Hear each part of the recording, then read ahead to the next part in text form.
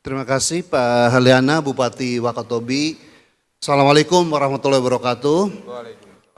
Pak Dubes Saisels untuk Indonesia, Pak Kadis Potmar, Bapak Bupati Kaimana, dan seluruh peserta Rakernas. Jadi bulan Juli tahun 99, saya itu diminta oleh Ketua DPR ya, Pak Akbar Tanjung waktu itu untuk menyampaikan semacam position paper nih Pak.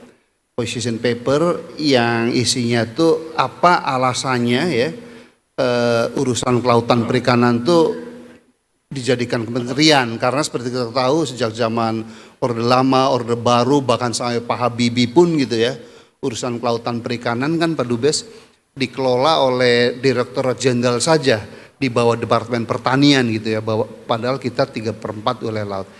Untuk memotong cerita supaya ringkas, jadi isi paper saya tuh Pak Kadis tuh isinya tuh 75% tuh karena kelautan memang menjanjikan potensi ekonomi yang sangat besar gitu ya. Sehingga dari dulu sampai sekarang saya konsisten kalau saya nulis di Kompas, Jakarta Post pun selalu gitu. Dan ketika saya 3 tahun lalu didaulat menjadi Ketua Dewan Pakar Aspeksindo, Pak Haliana, wah ini pucuk dicita ulam tiba nih. Karena 75% kabupaten yang ada di Indonesia itu ya tergabung dalam Aspeksindo. Dan saya cermati bahwa tujuan akhir dan utama kita bergabung di Aspeksindo ini sesungguhnya adalah bagaimana kita mendaya gunakan potensi ekonomi pesisir, laut dan pulau-pulau kecil, baik dalam arti sumber daya alamnya maupun habitatnya, untuk kemajuan, kemakmuran dan kemandirian kabupaten kota yang tergabung dalam Aspeksindo ya. Oleh karena itu izinkan saya memaparkan sedikit ya mengenai potensi ekonomi kelautan yang kita miliki di tanah air ini. Kemudian yang kedua, cara-cara kita memanfaatkan atau mendayagunakan sumber daya kelautan itu untuk kemajuan, kemakmuran dan kemandirian setiap kabupaten dan kota yang memiliki pesisir dan pulau kecil. Lanjut. Next please. Halo, ada operatornya nggak ya? Terus agak cepat aja. Nah, jadi intinya kita udah tahu semua bahwa wilayah kita itu 77% laut gitu ya, hanya 23%-nya berupa darat dan potensi pembangunannya luar biasa besar. Lanjut.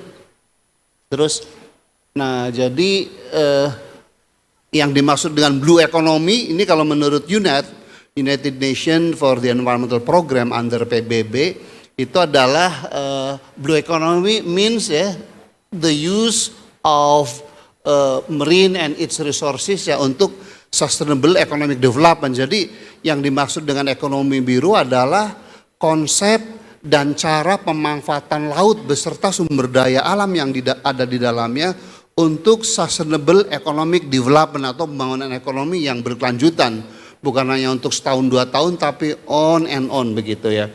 Jadi dengan kata lain yang dimaksud blue economy adalah aplikasi green economy atau ekonomi hijau ya di bidang kelautan gitu ya. Itu saya kira sepakat pada definisi UNEP lah. Memang ada definisi ekonomi biru lain yang diungkapkan oleh Dr. Gunter Pauli ya.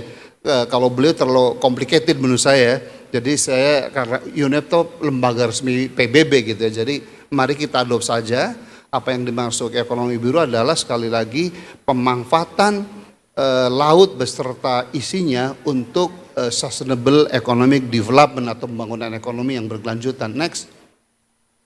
Nah jadi ini contohnya ya beberapa ragam dari potensi ekonomi kelautan mulai dari transportation, mines and mineral dan seterusnya. Lanjut. Terus. Ini definisi ekonomi kelautan atau ekonomi biru menurut saya dan alhamdulillah Pak Niko, Pak Dubes ya, my definition about marine economy is actually adopted by Professor Judith Kildo from Berkeley University. Jadi kita bangga juga orang Cirebon dirujuk oleh orang California, sedap juga itu. This is the thank you. So this is the definition about marine economy atau ekonomi biru ya. Jadi seluruh kegiatan ekonomi yang terdapat di pesisir atau laut ya, atau bahkan kegiatan ekonomi yang adanya di hulu pun, tetapi kalau raw materialsnya itu berasal dari laut, according menurut saya itu ekonomi kelautan. Contohnya Pak Kadis, ada pabrik rumput laut besar sekali punya Pak Misbahun tuh, anggota DPR dari Golkar, itu di Pandaan dekat Malang. Itu kan di gunung Pak Dubes ya. The location of pabrik itu di gunung ya. Tetapi karena rumput lautnya itu dari laut Pak Bupati, jadi saya bilang itu masuk ekonomi kelautan gitu ya. Next please. Lanjut. Terus. Nah jadi kami di PB sejak Pak Jokowi kampanye yang pertama 2014 sudah kita hitung bahwa total economic value atau nilai ekonomi kelautan yang 11 sektor tadi itu sekitar 1,4 triliun dolar Amerika Pak. Padahal ekonomi Indonesia saat ini kan Pak Dubes hanya 1,1 triliun ya. Jadi artinya ekonomi kelautan itu Pak Kadis lebih besar Pak Bupati daripada ekonomi Indonesia saat ini. Nah kalau kita kelola ekonomi kelautan ini dengan sains teknologi, dengan manajemen profesional, bukan dengan by feeling, seenak wudelnya aja, pakar tenggelam gitu ya. Itu insya Allah bisa creating job about 45 million, 45 juta orang bisa kita pekerjakan. Artinya 40% masalah bangsa Pak Dubes harusnya beres nih kalau kita kelola kelautan tuh dengan sains teknologi dan manajemen, bukan dengan perasaan yang seenaknya saja gitu, tidak ada patokan gitu. Cuman malangnya sampai tahun 2018 pemanfaatan ekonomi kelautan kita Pak Eliana menurut kantornya Pak Luhut itu baru 10,5% Pak. Sedangkan negara-negara lain tuh memanfaatkan ekonomi kelautannya udah 30%. Nah kalau dari segi kacamata positif berarti kita ada peluang untuk menjadikan ekonomi kelautan itu sebagai tumpuan itu masih cukup besar gitu ya. Cuman saya sepakat dengan Pak Menteri Trenggono ya, we have to be very careful ya, jangan sampai memanfaatkan kelautan kebablasan seperti di tambang dan hutan, rusak lingkungannya. Karena itu pentingnya konsep ekonomi biru atau pembangunan berkelanjutan supaya memanfaatkan laut itu seimbang antara untuk pertumbuhan ekonomi dan kesejahteraan, pemerataan kesejahteraan dan proteksi lingkungan hidup ya sehingga akan sustainable. Lanjut. Nah ini perinciannya Bapak sekalian, kalau Bapak dan Ibu Bupati, Wali Kota lihat tabel ini, maka sesungguhnya yang lebih besar itu bukan perikanan tangkap Bapak Ibu ya, tapi yang paling besar itu di aquaculture atau perikanan budidaya, itu sekitar 210 miliar Pak Dubes. Itu annually gitu ya, we can produce economic value buat 210 billion US dollar from aquaculture ya, while from fishing atau perikanan tangkap itu hanya 30 billion US dollar gitu ya. Yeah, and then we have biotechnology and so forth and so forth. So in total about 1.4 billion US dollar, trillion US dollar itu ekonomi kelautan. Lanjut. Terus jadi ini rincian baru 10,4% itu kita manfaatkan laut kita. Lanjut. Dan Bapak sekalian Pak Bupati Kaimana, jadi kita itu kalau soal potensi paling besar di dunia Pak. Jadi seluruh negara di dunia ini Pak Dubes, Indonesia lah yang memiliki potensi produksi perikanan terbesar di dunia, sekitar 115 juta ton per tahun ya.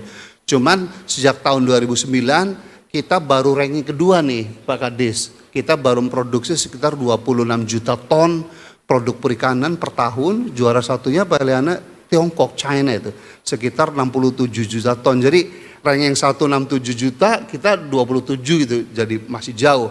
Nah hanya saja Cina itu udah mentok Pak. Jadi potensi produksi lestari Cina itu kalau menurut FAO sekitar 70 juta ton saja. Karena itu dia nggak mungkin meningkatkan produksi perikanan dari dalam negerinya. Maka saya bisa menyadari Pak Kadis ya, Cina begitu agresif ya untuk merebut laut Cina Selatan Pak. Karena memang space di daratan untuk bangsa Cina kurang, penduduknya kan banyak sekali 1,4 miliar gitu ya. Lanjut. Jadi potensi lanjut terus. Halo. Terus. Nah, saya kira ini terus saja kita langsung ke bab berikutnya, langsung ke ekonomi maritim aja. Ini ekonomi secara keseluruhan, tapi intinya untuk kepala daerah ini penting ya.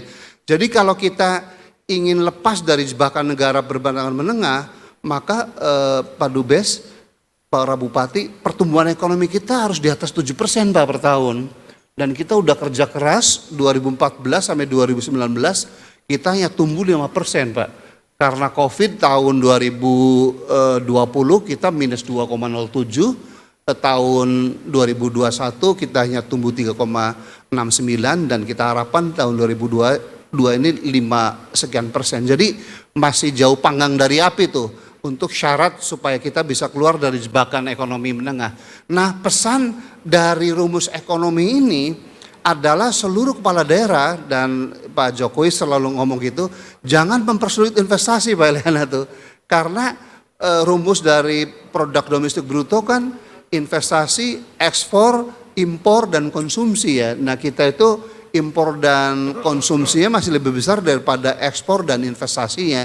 Kalau itu terus terjadi nggak dikoreksi, kita nggak mungkin menjadi negara maju, tapi negara pengimpor gitu. Jadi kita harus balik.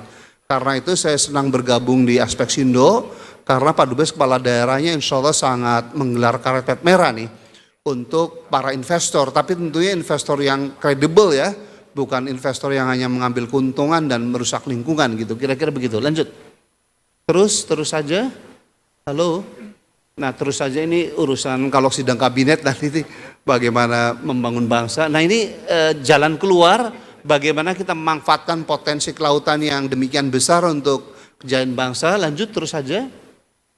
Terus. Halo. Nah, jadi intinya Pak, kan mungkin sejak 2014 Pak Jokowi udah pidato mengenai poros maritim dunia ya.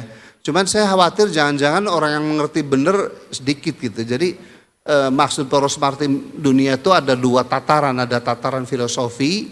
Intinya itu kita berubah paradigma dari dulu itu zaman Orde Baru sampai Pak Habibie itu paradigma darat menjadi ke ocean atau marine based development gitu ya. Jadi platformnya tuh platform laut gitu. Lanjut.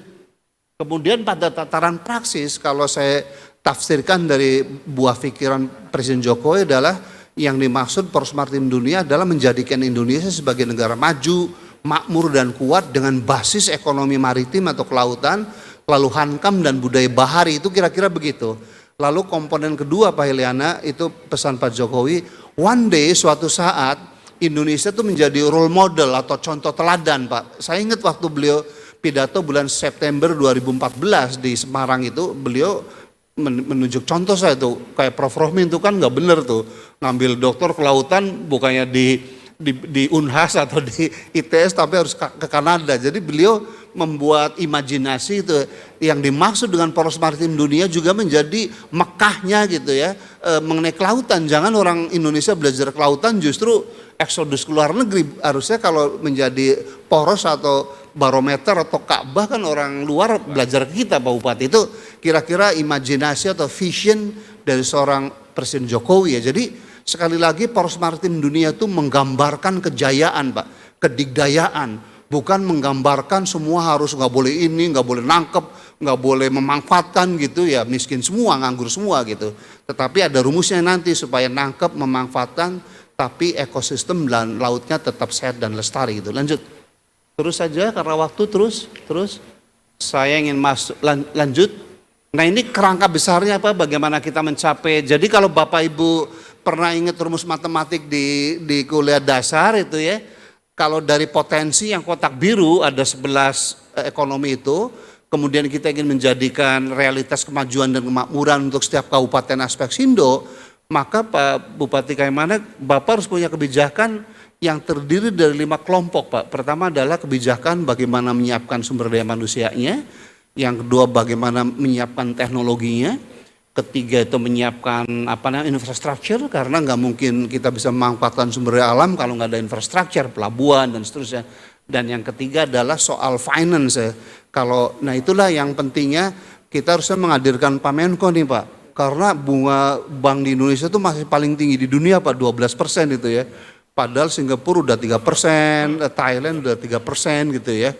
Udah gitu bank-bank tuh pelit untuk sektor kelautan Pak Dubes nih. Karena kita dianggap masih high risk itu. Harusnya itu peran Pak Menko itu. Jadi harus ada affirmative policies dari pemerintah. Karena kalau perbankannya itu tetap kikir untuk sektor-sektor kelautan, walaupun potensinya besar ya tidak bisa kita manfaatkan. Jadi mungkin nanti Aspeksindo, Pak Bendum dan Pak Sekjen ya, harus membuat rekomendasi dan usulan tuh agar suku bunga bank itu samalah dengan negara tetangga Pak. Kalau Thailand 3%, kita 12% kan artinya bidang permainannya sudah nggak sama, playing field kita rugi. Udah gitu Kita susah sekali pinjam uang di bank tuh, harus pakai kolateral lah segala macam. Di Thailand, di China dipermudah untuk rakyat. Jadi sekali lagi harusnya berbicara keadilan akses ke perbankan gitu ya. Kemudian terakhir adalah regulasi, inilah yang nanti kita di Ekspesindo, walaupun dulu udah pernah ini, kita membuat usulan ke KKP ya, bagaimana regulasi itu tidak berat ke ekologi, tidak berat ke ekonomi dan sosial, tapi persis di keseimbangannya. Lanjut. Nah mungkin saya ingin langsung ke bab terakhir aja Mas, yang bab quick wins. Ini kan program besarnya, lanjut. Jadi ini untuk bagaimana membuat Indonesia sebagai poros maritim dunia ya.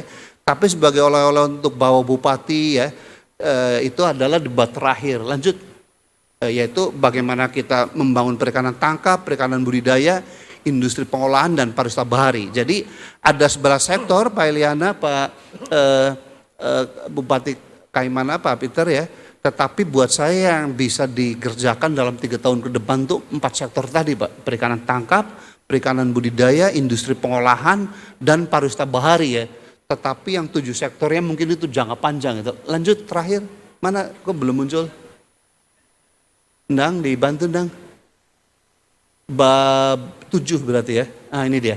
Jadi quick win tuh yang cepat bisa kita rasakan manfaatnya gitu ya. 2022 sampai 2024. Lanjut. Nah pertama Bapak dan Ibu Bupati adalah di perikanan budidaya. Saya ingin ini menjadi hadiah amal soleh kita nih, supaya Bapak ke daerah langsung bisa memakmurkan rakyat gitu. Lanjut. Nah jadi Bapak Ibu, kalau saya buat secara sistem diagram ya, maka berbicara budidaya itu ada di 3 habitat. Ada di laut namanya mariculture ya, itu komoditasnya mulai dari kerapu, kakap, gobia, lobster dan seterusnya. Lalu Bapak pun punya komoditas di perairan payo atau coastal aquaculture. Itu ada udang faname, ada udang windu, ada bandeng, nila salin, ada rumput laut dan seterusnya. And then ada juga di perairan tawar Pak, ada nila, ada udang gala, ada seraks atau lobster air tawar gitu ya. Nah tiga potensi pembangunan ini bisa Bapak kerjakan melalui kotak ungu Pak ini. Kotak ungu itu di situ sebenarnya jurusnya ada 3, revitalisasi Pak Heliani, dari Bapak kembali ke Wakatobi, instruksikan kepala dinas perikanannya itu, pokoknya unit usaha di aquacultur baik di laut, di pesisir maupun di air tawar, mana yang belum efisien, mana yang belum berdaya saing, mana yang belum lestari, itu perbaiki. Kalau nggak bisa ganti Pak kepala dinasnya gitu. Itu program pertama. Program kedua bahwa Bapak dan Ibu Bupati ya mengembangkan bisnis budidaya ini di perairan-perairan yang baru Pak, yang masih perawan Pak Bupati itu. Namanya ekstensifikasi gitu ya.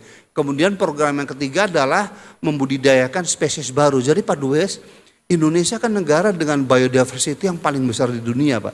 Tapi kami baru membudidayakan 25 jenis Pak. Tiongkok sudah 120-an jenis tuh Pak Kadis ya.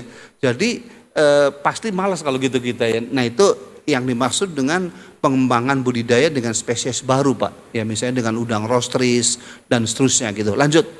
Nah ini lanjut, jadi ini secara singkat begitu ya, lanjut. Terus nah ini saya rinci ya, lanjut. Mungkin saya ingin masuk ke, nah ini gambar untuk teman-teman yang belum pernah lihat ikan laut maupun air tawar ya, di situ ada kakap merah dan seterusnya. Lanjut. Terus, nah terus saja saya ingin masuk ke kalkulasi pada ini Pak Bupati, mengenai tambak udang faname yang sekarang menjadi sangat primadona. Nah ini dia. Jadi Bapak sekalian, penelitian dari Kementerian Kelautan Perikanan itu Pak Dubes, seluruh coastal land atau lahan pesisir di Indonesia yang cocok untuk tambak tuh sekitar 3 juta hektar Bapak sekalian ya. Jadi saya pernah bilang ke Presiden Jokowi tuh 2014 Pak, kalau dalam 5 tahun ke depan kita bisa membuka 500.000 hektar saja Pak. Dan pengalaman kami melakukan tambak udang Pak Kadis tuh dengan padat penebaran 60 ekor per meter persegi, itu bisa memproduksi udang tuh sekitar 40 ton per hektar per tahun Pak. Jadi kalau 500.000 kali 40 ton, itu kan ketemunya berarti 20 juta ton kan. Kalau di kilogram kan menjadi 20 miliar Pak Bupati. Karena harga udang tuh $5, 20 miliar kali 5 ketemunya 100 miliar. Karena ekonomi Indonesia tuh seluruh ekonomi hanya 1 triliun, Berarti 100 miliar bagi 1 triliun kali 100% kan ketemu 10%, Pak.